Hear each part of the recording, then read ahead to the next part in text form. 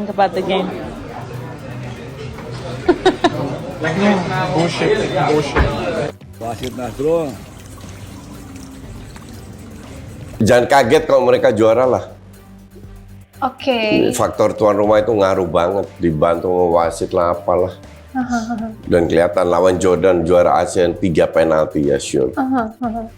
Oke, mereka mau ketemu Yordan lagi nih, Iya. apalagi kenapa Itu gue dari awal udah wanti-wanti ya, ketemu tuan rumah, Qatar pula tuan rumah. Kalau tuan rumahnya negara Eropa atau apa sih gue masih paham. Bahkan Qatar itu parah timnya. Kalau tim ini juara Asia fix suap itu. Iya, 9 Jelek banget ini pemain, ini tim. Asli jelek banget. Nggak ada visi-visinya sama sekali. Ngandelin skill doang. Iya, ngandelin drama ya tepatnya. Dan drama dan ya di luar penalti dan 2 kartu merah, wasit itu nggak mengontrol pertandingan. Pemain Qatar itu gulang-guling ngulur waktu terus. Kalau gue jadi wasit, gue panggil kaptennya, gue bilang pemain lu sekali lagi drama, gue kasih kartu. Iya. Nggak dilakukan.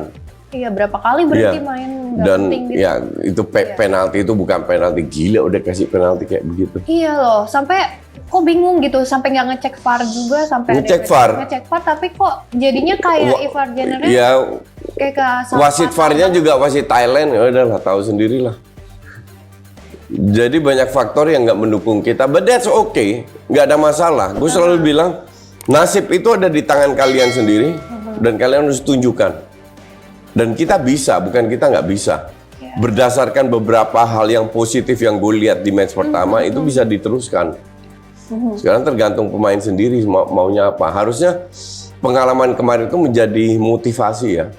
Motivasi, wah lu curangin gue nggak apa-apa. Gue buktikan bahwa kita bisa lolos. Ya, tapi kita juga perlu berpikir positif ya. Semoga wasit nanti yang bertugas ya adil aja, udah gak perlu aneh-aneh lah, ya kan? Buat apa aneh-aneh lagi, kan Indonesia tuh sudah dikerjain lawan Qatar, ya kan? Kasihlah Indonesia main, ya kan? Kasih Indonesia kesempatan juga untuk bermain dan juga tidak mendapatkan keputusan-keputusan yang kontroversial yang juga nanti bisa makin menyulitkan para pemain, ya kan, untuk bermain berdasarkan game plan. Karena gak gampang loh teman-teman ketika para pemain kita itu yang lihat wasit nih, aduh, gak benar, ya kan, itu kan tekanan juga bagi mereka. Sedangkan bagi Australia, ini beban nih bagi mereka. Mereka tentu ingin menang lawan Indonesia karena terakhir lawan Qatar. Bisa juga nanti Australia dikerjain lawan Qatar kan?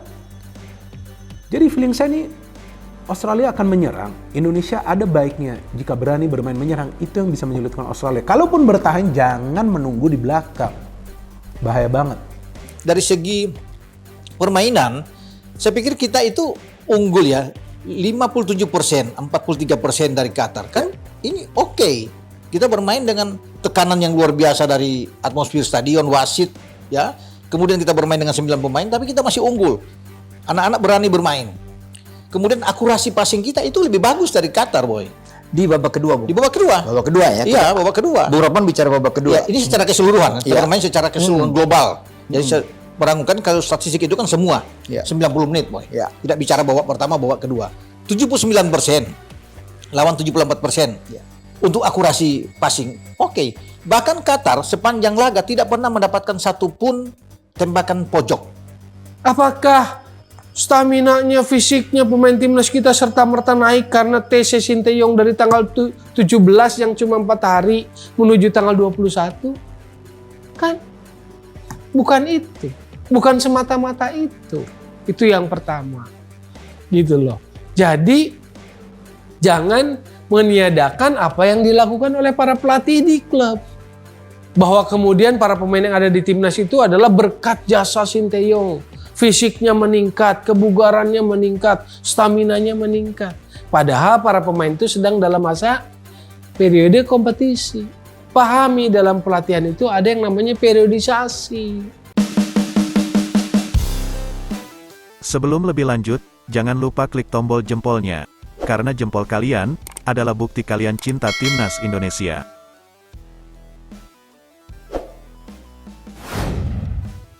Pelatih Timnas Indonesia U23, Shin Tae-yong, meminta dukungan masyarakat Indonesia untuk menghibur para pemain Garuda Muda menjelang laga kedua Piala Asia U23 2024 Qatar Grup A melawan Australia. Timnas Indonesia akan menghadapi Australia di Stadion Abdullah bin Khalifa, Kamis 18/4 pukul 20 waktu Indonesia Barat malam ini.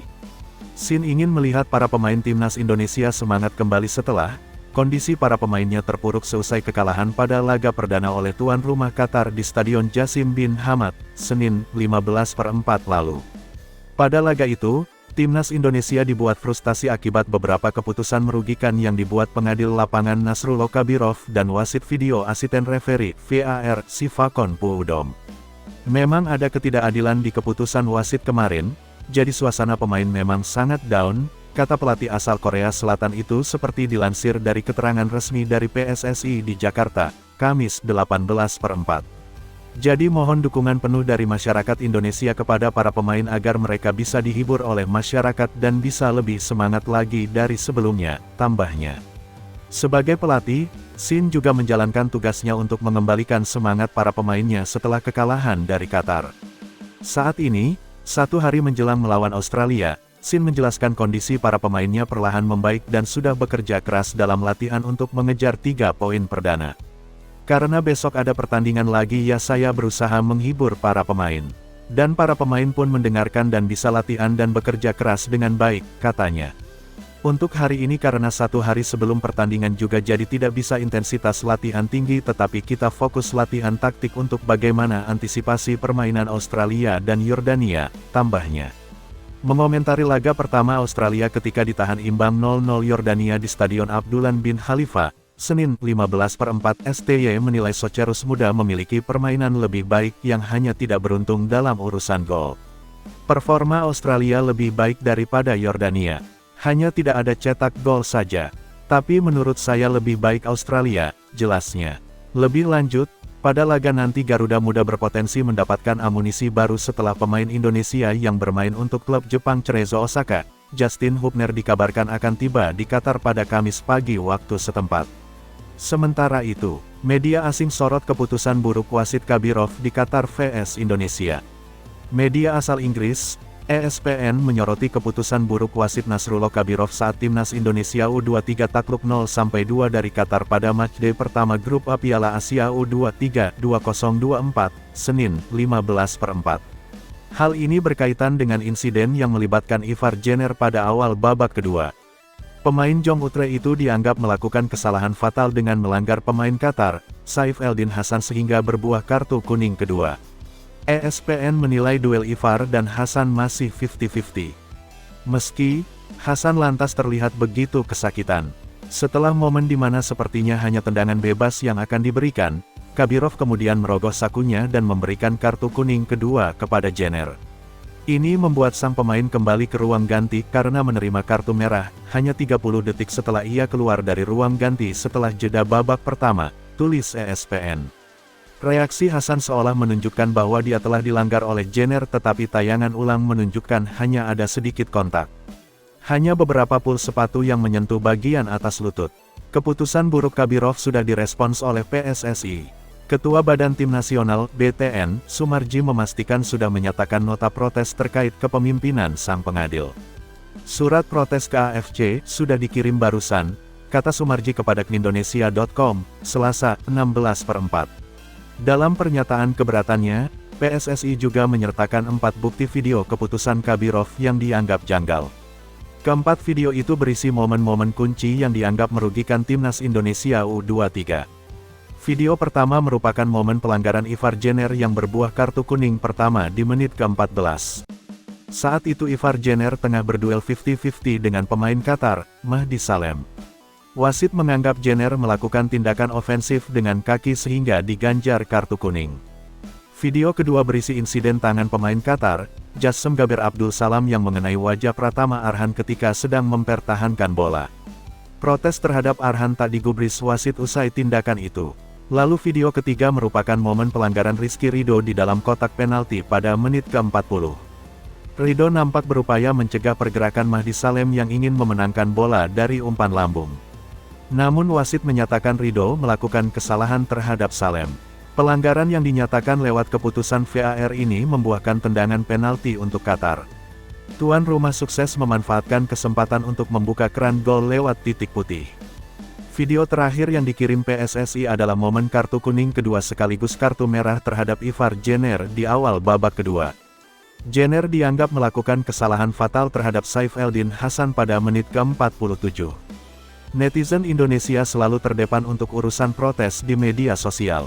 Kali ini, netizen menyerang akun AFC, wasit Nasrullah Kabirov hingga akun Timnas Qatar. Mereka memprotes hingga melontarkan hujatan menyikapi kepemimpinan wasit Nasrullah Kabirov yang dianggap memihak tuan rumah Qatar. Di akun AFC misalnya, unggahan hasil pertandingan Timnas U23 Indonesia vs Qatar mendapat ratusan ribu komentar dari netizen. Sedangkan unggahan hasil pertandingan lain hanya memiliki ratusan komentar. Mayoritas ini komentar bernada negatif dan memprotes wasit dan Timnas Qatar yang dianggap melakukan kecurangan. Akun Timnas Qatar juga tak lepas dari sasaran amarah netizen Indonesia. Yang paling parah adalah unggahan akun Instagram wasit Nasrullah Kabirov. Nasrullah Kabirov dianggap tidak becus memimpin laga Timnas U23 Qatar vs Timnas U23 Indonesia. Menanggapi apa yang terjadi, rasa kecewa tak bisa disembunyikan oleh netizen Indonesia. Rasa kecewa tersebut lalu dilampiaskan ke akun Instagram Nasrullah Kabirov, @nasrullah_ref. Per Selasa tanggal 16 April tahun 2024 pukul 10.32 waktu Indonesia Barat, tercatat ada 500.000 lebih yang memberikan komentar pada salah satu unggahan Nasrullah Kabirov. Mayoritas isi komentar yang ada merupakan kata-kata yang menghujat. Sementara itu, rasa kecewa yang sama juga dirasakan oleh Ivar Jenner. Pemain berposisi sebagai gelandang itu sempat melakukan protes langsung kepada wasit. Namun protes tersebut tak digubris. Setelah keluar lapangan, Ivar Jenner langsung memposting sebuah gambar yang menunjukkan bendera Qatar dengan disertai emoji badut.